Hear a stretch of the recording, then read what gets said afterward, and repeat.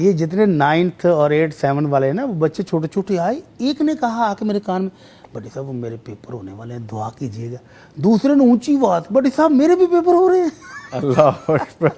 تو یہ دنیا کے پیپروں کے بچوں کو اب بھی بڑی فکر ہے۔ اللہ تو میرا بیٹا پیپروں میں اچھے نمبر لینے کے لیے آپ دعا یاد کر لیں، یا حی یا قیوم برحمتک استغیث۔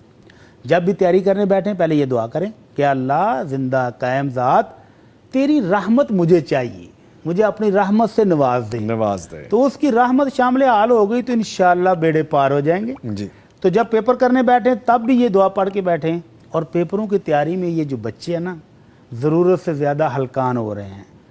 آپ نے تو کہا نا خوب پڑھیں، تو میں اس کے مقابلے میں کہہ رہا ہوں کہ تھوڑا تھوڑا کر کے پڑھیں۔ جی اگر 1 گھنٹہ پڑھا ہے نا تو 15-20 منٹ ذہن کو ریلیکس کرنے کے لیے تھوڑا سانس لے لیں،